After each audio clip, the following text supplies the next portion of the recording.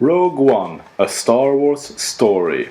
Oh my fucking god! I can now relate to how fans of the original trilogy felt like when they saw The Phantom Menace. This movie was a complete piece of shit. In terms of story, the only reason this movie exists is so that they can give us an explanation to why the Death Star was so easy to blow up. The script was terrible, the acting was terrible, the characters were boring, they had the cliched Hollywood action movie formula. What the fuck happened here? Half of the movie is like, hey, remember Star Wars? Star Wars was a fun movie, right? Hey, do you remember when this happened in Star Wars? And the other half is every single goddamn piece of shit Hollywood blockbuster made in the last like 15 years. I mean, it had some great visuals, the cinematography and lighting is pretty good, and the final scene is pretty great, so it's not like the movie is completely free from redeeming qualities, but god fucking damn it if people aren't praising this movie for something that it's not. I'm seeing so many people saying that it's much better than The Force Awakens, which I find absolutely outrageous because The Force Awakens is the best Star Wars movie of all time in my opinion. Let's talk about the characters in Rogue One, or lack thereof.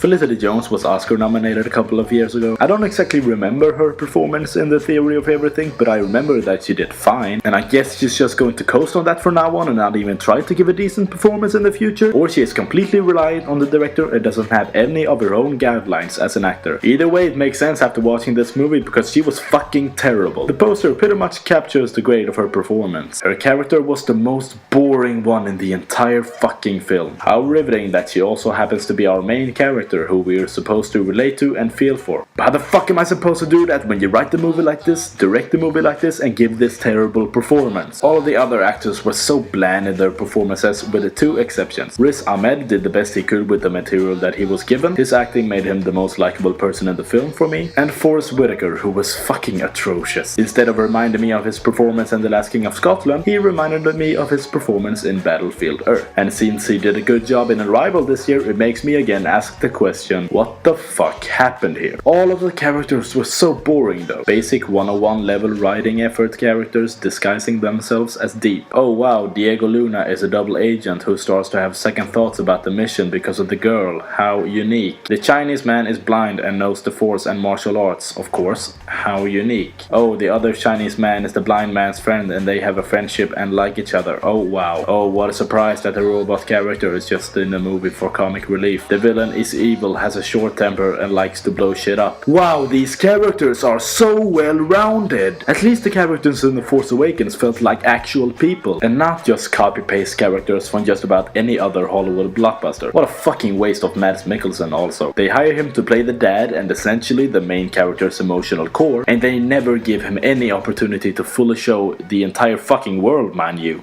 his amazing capabilities as an actor. You know what? I can't do a review of this movie without spoiling it. So grab a drink and grab some snacks. I will start going through this movie scene by scene, starting now. Okay, so the movie opens up with a meet between Orson Krennic and Galen Erso, who were old buddies in the Empire. Galen and his wife tries to hide their daughter, Jyn. In this scene, he calls his daughter Stardust, and I immediately think, okay, so how is this going to be reincorporated later? And don't worry, we'll get to that. Both parents tell her to run away, but she hides and watches the meet anyway, like a fucking idiot. But she's a child, I would expect nothing less from one of those. Krennic wants Galen to come back to the Empire to finish what they started together. Galen doesn't want to because they'll live like hostages there. Anyway, the mother pulls a gun and gets killed by the troopers, and the kid doesn't cry like any real kid would. Of course she doesn't cry. That will require some acting talent. She then runs to her hiding spot and we see a shot of a stormtrooper picking up a stormtrooper doll for some reason. How meta. Kind of a weird toy for this family to have lying around though. Jyn successfully hides from the Empire and then Saul Guerrera finds her and picks her up. So the opening scene, not that bad, not that great, but above average. Jump ahead several years later and Jyn is an adult serving time in an Imperial jail cell for reasons that remain unknown, because the scene is only about 30 seconds long and has no dialogue. We then get our first scene with Cassian, who's secretly meeting a guy in a city occupied by the Empire. The scene starts by giving us some text telling us where we are. It should be noted that the characters never return to this place again in the movie. Cassian meets a guy and they have the loudest secret meeting in cinema history. He tells Cassian that an Imperial pilot has deflected and been spreading rumors about the Death Star weapon. He says that Galen Erso sent sent the pilot away and he's now looking for Saul Guerrera. He says that there's spies everywhere and then they get approached by stormtroopers. Probably because you had the conversation in the loudest way possible. Cassian shoots them, shoots a guy and then escapes. The next scene takes place at the planet Jeddah. We know this because of another white text explaining where we are. The scene shows the pilot,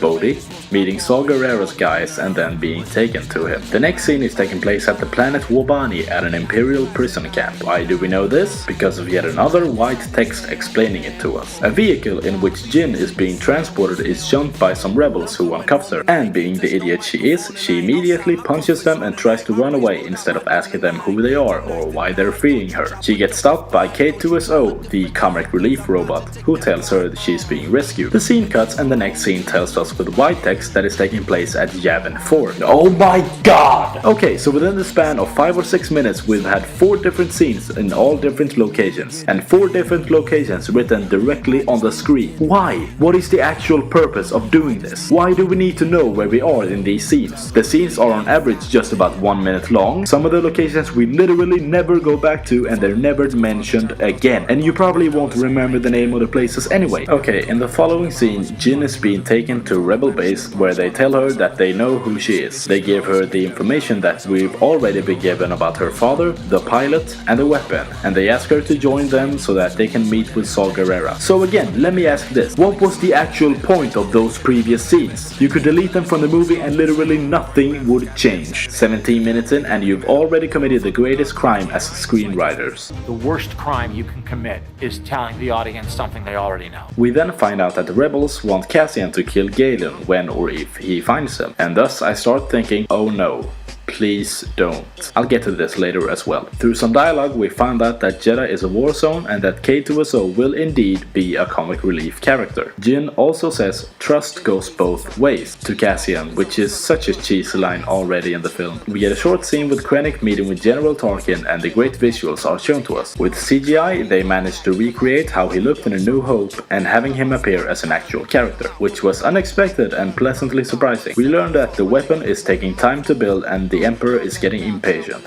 That's pretty much it. Then Jin has a dream of different parts of her childhood. Her father again calls her Stardust and the reincorporation is now inevitable. Why this dream even happened is totally unexplained and I can only assume it's because they wanted to remind us of Stardust. We then learn that the fuel for the Death Star weapon is harvested at the planet Jeddah, where they are now heading. In Jeddah City, they run into the hilarious and iconic bar brawlers from A New Hope. This is so far the 3rd time the filmmakers tells us that Star Wars exists and that Star Wars is a cool movie. Cassian goes to speak to his contact and Jin is called by Chirrut, the blind martial arts man. You know, you might as well call him Satuichi instead, who cares? They have an irrelevant conversation and then she leaves. A fight breaks out between Saw's guys and some troopers, and it's like the most what the fuck fight in a Star Wars movie ever. Jin grabs a screaming child, Cassian shoots a rebel for some reason, and Jin starts to hit a stormtrooper with something instead of shooting them, and the other troopers just doesn't shoot her then at all. I think the scene was just there to try to give her some character. Oh, she's very considerate because she saved a random child. Oh, she's skilled in combat because she shot some guys and knocked some guys out, I think. It's only like a minute long. They then run into an Imperial squad in a very awkwardly set up scene and appear to be fucked. But then Satuichi appears and shows off his kung fu skills. And then the other Chinese man, Base, shows us that he can shoot people really fast. But then they get captured by Saw's rebels and are placed in a cell while Jin gets taken to Saw. Cassian takes out a knife from his boot inside the cell because I guess they weren't frisked or anything. They made the effort to place them in a jail cell, but not to remove ways for them to escape the jail cell.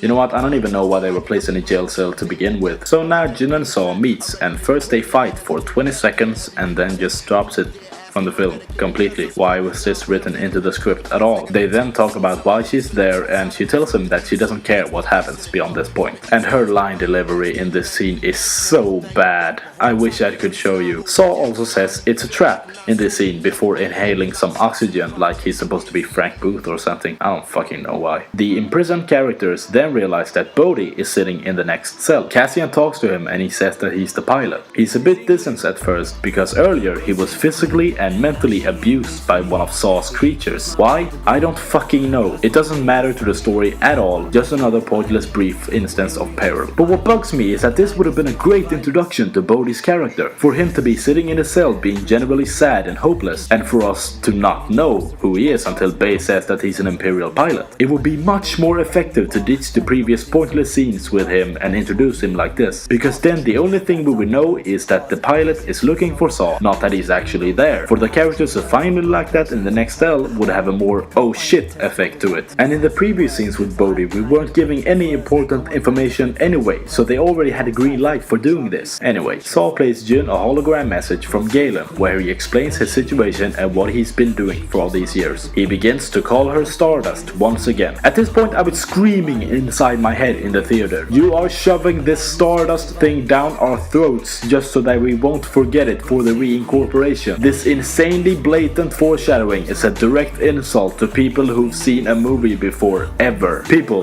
the filmmakers are disrespecting you by thinking you won't be able to remember what happens in the movie. Why the fuck are you showing so much respect for a movie that doesn't show you any? He then proceeds to tell about a built-in flaw in the Death Star. Well, here we get another main issue of mine. I'm led to believe that this is the only reason the movie was made in the first place. You know, besides financial profit. They made an entire movie in an attempt to make A New Hope seem like a flawless movie. And what's the most annoying thing is that every time someone brings up that flaw now, fanboys will say, no, they explained that in Rogue One, your argument is invalid. Dude, do you seriously think that George Lucas had this in mind the whole time? Did you think his plan was to wait almost 40 years before explaining it, while in the meantime making 2 trilogies and not addressing it at all, selling his franchise to Disney, and then have young writers to explain it in a script he has nothing to do with? No! If I were given 40 years to connect Toy Story with the fucking Holocaust, I would be able to do it. I'm sorry, but this explanation does not excuse the flaw in A New Hope. Also, in the middle of Galen's message, he again calls Jin Stardust.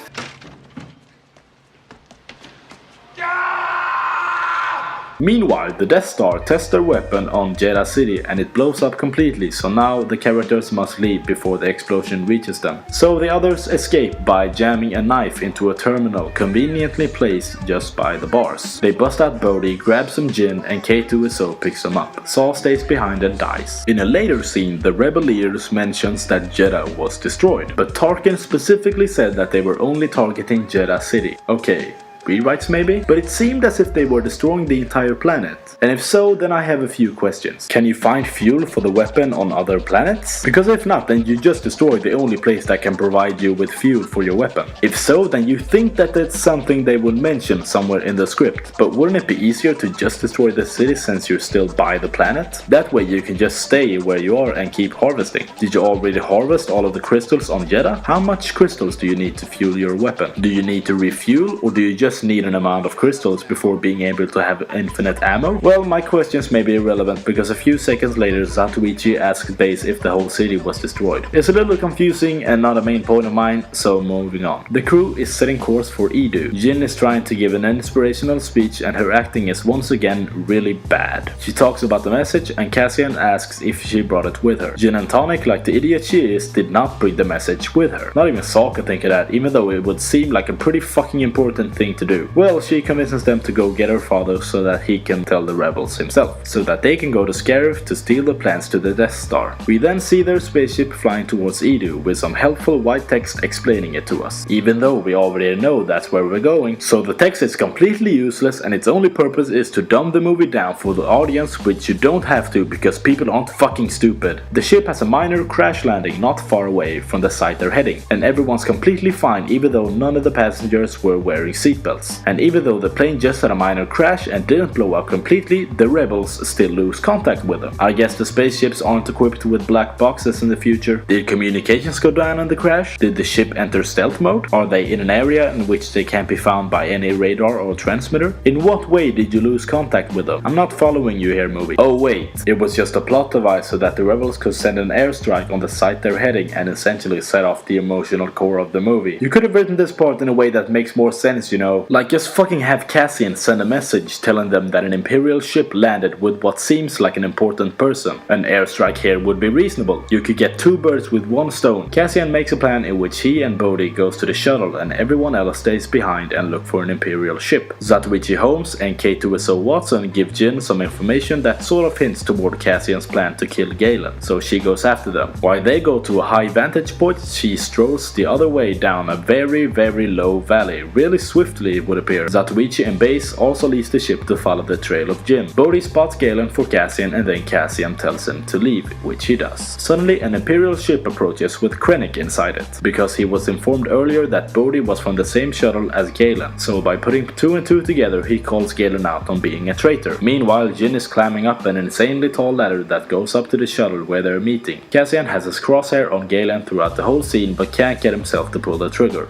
Big fucking whoop there. The rebel fleet appears and all hell breaks loose. Maybe not all hell, but some hell. Jin, who has climbed all the way onto the shuttle, calls her father. But just then the shuttle is fired upon by a ship and causes an explosion that injures both Galen and Krennic. Krennic leaves and Jin runs over to her dying father. And you guessed it, he calls her Stardust before he passes away. Cassian comes to get her and like any grieving daughter, she says that she won't leave him there. They go back, but all I can think about during this scene is the scene with the couch in the Blue Harvest episode of Family Guy. Like, wouldn't it be funny if they went back to the newly stolen Imperial ship carrying his corpse? And all of the other characters would find it highly inconvenient for them to be doing so? I don't know. I admit to having a weird sense of humor. Do you have any Skittles? They get in the ship and set course for the rebel base. And it is in this scene where the Hollywood formula really starts to show its face. Here is why I thought, oh god, please no, in the beginning of the film. Because it's the end of the second act and you know what that means. Our main characters get irrationally angry with each other for no fucking reason. Okay, so his mission was to kill her father. I would be kind of pissed too if that was only the case. But A, he had nothing to do with her father being killed. B, when shit was the most intense and she was sitting by her father, he came down and rescued her from an otherwise certain death. And C, he very thoroughly explains that he were under orders, had every chance to pull the trigger, but disobeyed because he knew it was wrong. But no, she lashes out at him anyway like a fucking child. So Cassian gets a little pissed as well, which I don't blame him for. The conversation ends with Vodka Tonic saying that he can't talk his way around it, even after him being very reasonable with her. Because the characters have to get mad at each other for no reason and then make amends 10 minutes later. There is no other way. Thank God that we didn't get a montage of them being separate from each other with sad music playing. So now Krennic goes to see Darth Vader, and his entrance is rather epic. But his whole essence in this scene is a little bit off. His mask looks weird by the mouth and throat. He really sounds like an old man because James Earl Jones is an old man. I mean, there's not much you can do about that. But why the new design on the mask? Shouldn't you keep continuity with A New Hope? Surely you must have the old mask somewhere in the archives of the studio, or does that belong to George Lucas perhaps? Who knows? I don't actually want to talk shit about this scene because it is one of the better ones in the film. It shows how powerless Krennic is and how he's really just a pawn in the whole grand scheme of things. Vader ends the scenes with a pun though, which I kinda don't like. The next scene depicts an argument with the rebel leaders about whether or not they should go to Scarif. They decide that they're not going to do it because their odds are too low. But it doesn't matter because Cassian and a whole bunch of other soldiers want to go there anyway. Cassian apologizes to Jin about earlier. So they were angry with each other for a total of 7 minutes of screen time before they made amends. And the scenes in between those two have nothing to do with their argument at all. So what the fuck was the point of it? Again, literally nothing would change if they ditched that from the script completely. You could replace it with, you were sent to kill my father. What the fuck? I was, but I couldn't do it because it felt wrong, so I rescued you. I'm sorry for your loss. I don't know if I can trust you, but you did save my life, so that'll do for now. Okay. Fuck, the rebel leaders didn't want to go through with our plan. What are we going to do? Well, I talked to these guys and they all want to go through with it anyway. Okay, that's pretty good initiative. I guess I should trust you now. Would it kill you to write something different for a change and not just follow the textbook manual for a Hollywood movie? Well, now you're being unfair because didn't The Force Awakens do the same thing? Actually, they didn't. Finn made a rational decision to get the fuck out of town because he'd seen what the First Order had done to innocent people. He wanted Rey to come with him, but she wanted to stay while also not wanting him to leave. As soon as shit went down and Finn sensed that the other were in danger, he went back to them. They never get angry angry with each other. Yes, it was only the first film in the trilogy, so they still might, but I'm bringing it up because so many people are saying that this piece of garbage is better than The Force Awakens when it's very clearly not. Anyway, Cassian has this long speech about following orders and being a good person, and then they leave. But if I were one of the people behind him, I would question why we are all standing in a crowd behind him while he's just talking to Jin. They're in the middle of the base hangar with tons of people running around doing shit. No one finds this meet suspicious? Realistically, someone would go tell the leaders that a whole bunch of soldiers just went inside a ship after gathering around the person who proposed the mission they denied. But no one does, and they are completely clueless about it until the raid actually happens. The ship leaves without anyone noticing, and some of the leaders are talking about contacting Obi-Wan and Leia. The crew arrive in orbit of Scarif, and some white text tells us where we are. They are apparently dumbing the movie down so much that a fucking 5-year-old will really understand where they are, which doesn't make any sense because generally 5-year-olds can't even fucking read. This movie is disrespecting you so much as an audience member that you think it's a joke. The ship gets through without any problems, and they land on the Imperial base where their plans are located. Jin on the rocks, Cassian and K2SO sneak in pretty much the same way as they do it in The New Hope. All the other soldiers spread out around the area in stealth mode, and when they get inside, Jin pulls her visor up like a motherfucking idiot. Why the fuck would you do that? Like, yeah, Cassian does walk around in Imperial clothing and not in a stormtrooper outfit, which is also risky as fuck. I guess they needed a dude in that outfit to get around places or something, but why not just dress up as a stormtrooper when you have that specific armor on your ship? And adding insult to injury, Jin pulls up her visor for no reason. I can only assume it's to again dumb things down for us. You know, just in case you didn't get that it was her in that outfit. Fuck you. I am actually offended by this. They proceed to the main complex while the others push their way through quietly towards there as well. And Jin is now seen with her visor down again. I suppose she realized it was a terrible idea to pull them up to begin with, and it enforces the idea that they only did that to dumb things down for us. Or it's a victim of reshoots. Or the filmmakers doesn't have a clue what continuity is. The soldiers who've been standing by are ordered by Jin, who apparently is in charge now, to detonate the explosives they've been setting out, which lures the stormtroopers out. But I have an issue with this ordeal. How come they decide to do this so abruptly? Shouldn't they try to stealth their way through for as long as possible and use the soldiers as a last resort? Okay, so K2 says that if they proceed they'll probably get killed. But why? They made their way through the entire rest of the base without any problems. Is it a matter of authorization? Because it's only one guy sitting at the place that they're going. So if they didn't call the strike,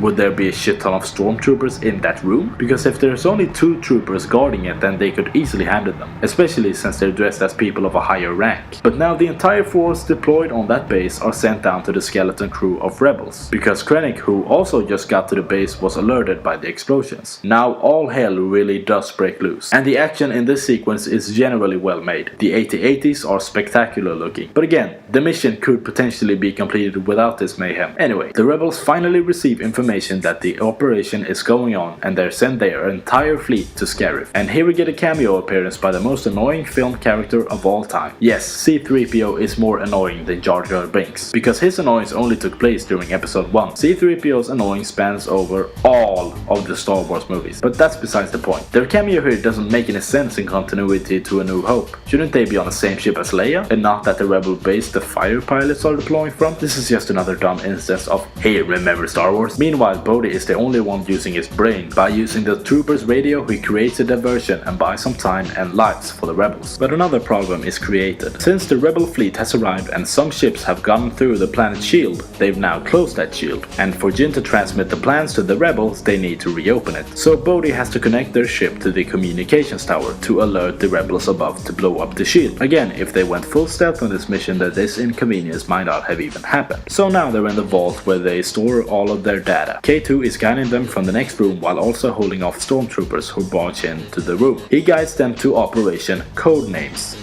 That's right, Codenames. And they're all space related. And ladies and gentlemen, here we have pretty much my main issue of this film. Can you guess the name of the file they're looking for? I'll give you a couple of seconds. Why are there no black people on One Tree Hill? There is. There was one. Was he the guy that played Loopy Joe, the guy that just shot a bunch of babies in that nursery? That was a controversial scene, I think. Time's up. What'd you guess? You are correct. The name of the file is Stardust. Who could have seen this coming? I almost forgot about it with all the blatant foreshadowing going on previously in the film. This is the worst reincorporation I've seen in a film ever. It could have been handled in a much better way. Just skip out on all the forced fucking mentioning of Stardust throughout the film. Having it be mentioned in the opening scene would have been totally fine. That way it doesn't exactly indicate that it will be reincorporated later. I did think it might the first time it was mentioned in the film, but I would probably forget about it until it then was brought up again when I look for the file. However, if you keep shoving it down our throats continuously, then how the fuck is this going to come as a surprise? Again, I am genuinely offended by the way filmmakers treat me like a fucking 5-year-old. But that's not the only problem I have with this. Okay, so the way they find this file is that Dry Jin reads through the different codenames and then stops when she sees Stardust. Cassian asks how she knows that's the file they're looking for, and she says it's because that's her. Aha. Well, how fucking convenient that you're the one reading through the list of the fucking codenames then. I guess the writers had no idea of how else they were going to find the file. The only person who knows what your father used to call you is you. So if it was anyone else reading through these codenames, you would have been completely fucked. The mission would have failed. Like if you'd let an actual war lieutenant or something lead the operation and not this girl who has shot a couple of stormtroopers, which by the way is the only bad thing we've seen her doing this entire film. Or what if she died before reaching this chamber? What if the operation was named anything else? Being that Galen planned the flaw into the weapon, it makes sense that it would be named Stardust just in case. But didn't they start building the weapon before Galen deflected? Did he pick that name to dedicate it to his newborn daughter or something? What fucking father would dedicate a planet-destroying weapon to his daughter? Did Galen change the name after he was forced back? If so, then wouldn't that be a bit suspicious? Maybe worth looking into?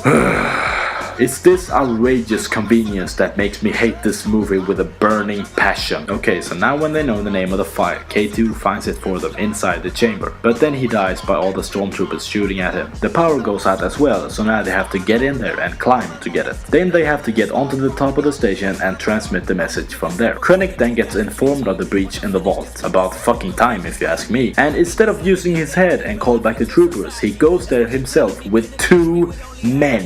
What the fuck do you think the rebels are here in the first place? The plans for the Death Star are stored here. You know this. If you had used your head, you'd figure out that that's what they were here for. And now when you do know, you think that 2 men is the right amount of people to stop it? You have no idea how many people are in the vault. You have no idea what kind of artillery they have. Are you suicidal? Jesus fucking Christ. Jin then shoots open the not so bulletproof glass separating them from the vault. It's like they don't even try. They then proceed to climb up to get to the device in which the plans are stored in. Jin unhooks it and conveniently hooks it to her belt. But danger erupts as Krennic and his whole crew of 2 men comes in and fires at them. Cassian is shot, falls a substantial amount, hitting several balks on the way down and seemingly dies. Jin has to go to the top alone now. Meanwhile, Zatoichi depends on the Force to protect him against the blasters and walks slowly to turn the switch that activates the communications. He could do the same thing and run instead, but I guess they wanted the scene to be more tense. I'm screaming in my fucking head at him to run. It's like in Game of Thrones when Rickon is running towards Jon in a straight line instead of zigzagging. He gets to the switch so that Bodhi then can inform the rebels above. But then he is finally killed. Base gets kinda mad, goes on a shooting spree and is then also killed. But not before having an emotional moment with Zatoichi's dying body while the troopers hold fire just as long for there to be an emotional moment. Actually they don't hold fire. They're apparently just shooting weapons for the first time in their lives. Because they all miss by a long shot trying to shoot a guy sitting down all in the open. Bodhi is then also killed after getting through to the rebels, and it's the only death I had a reaction to in the whole movie. The admiral above, who's not Akbar, orders a ship of sorts to force a Star Destroyer down to the shield to disable it. Finally someone else who actually uses his head in this fucking alliance. Jin finally reaches the top of the station and is ready to transmit the plans, but the antenna is not in the right position. This would seem like a huge setback for her, but no, she just goes to another device like 30 feet away and pulls one switch and everything is fine. Which begs the question why she even had to do that in the first place. Once again, nothing would change if they ditched that from the script completely. She walks back pretending to be injured, or so it seems, because her method acting here is so unintentionally funny that it really looks like her character is badly faking to be injured. Krennic then stops by and asks who she is. She then basically whispers who she is. They then have a conversation about what's going on in a way that they realistically wouldn't hear a single word they're saying. She might hear some of his dialogue, but he wouldn't be able to hear shit if it was real life. Krennic then gets gets very abruptly shot from behind by none other than motherfucking Cassian. So the guy who seemingly died has woken up, climbed the tower through the strange trapdoor which opened and closed again and again, and he is of course completely fine and gets there just when the bad guy is about to kill the main character. How convenient.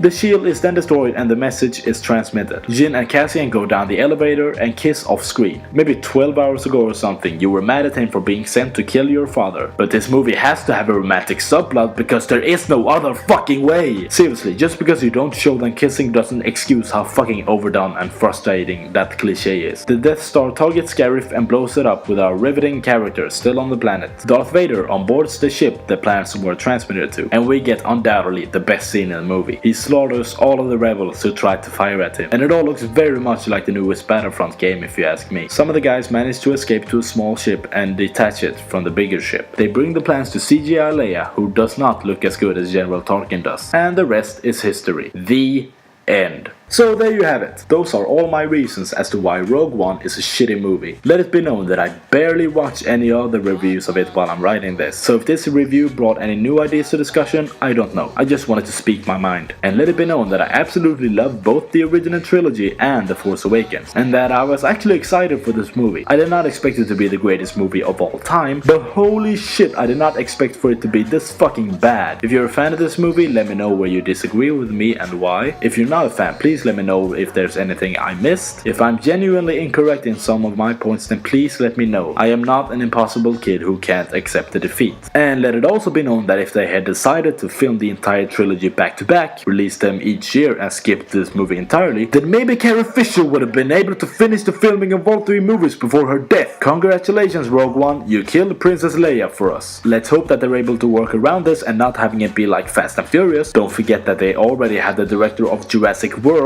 pinned to this project already, so right now I'm extremely concerned as to how this will turn out. I'm gonna end it on that note. Thank you so much for watching. God save the queen, now she ain't made for me, but she keeps my paper green. Plus we never see, on this little island, where we're all surviving, politeness mixed with violence.